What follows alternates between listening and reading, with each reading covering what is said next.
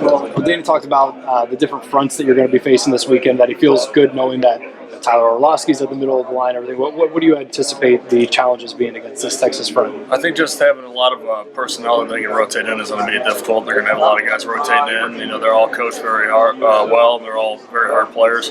So I think it's going to be a really even-keeled match up front this week. I think it's going to be fun to watch. I think one of the things that Dana has said lately, or not Dana actually, but Tyler said, we got to start over-communicating because there have been some miscommunications along the line that have resulted in sacks or pressure.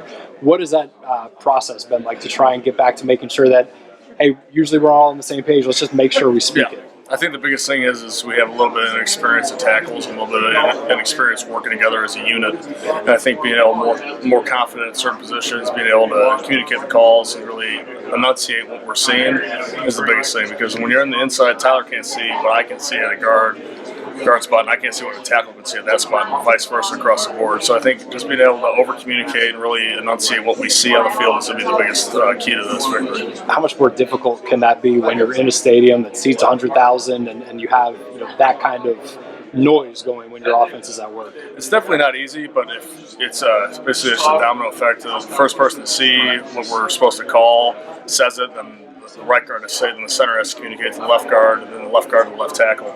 So that's the biggest thing, and vice versa across the board. If you don't have everyone echoing the call, it's very difficult to get that call across to everyone. You're obviously, the entire line, a big part of the ground game's success, but a guy like Elijah Wellman, getting as physical as he does and having such a knack for where the block needs to be placed, how much does that benefit your front five? Definitely helps us having Eli back there. He's definitely he's like a sixth man for our offensive line. He'll in protections, if one of us gets beat, he'll come in and he'll help us out, and I think that's huge. And him finding holes and hitting it first for our running backs, he's bar none one of the best fullbacks I've ever been around. Thank you, sir. Yep. Tyler said on Saturday the right side of your offensive line is probably the side you want to run to. Those said you go out there and you personally just headbutt guys. I mean, what goes on the right side of the offensive line that gives you that confidence on that side? Well, on the right side of the line, I think we're very even-keeled across the whole line. Sometimes we just hit it a little bit more either side.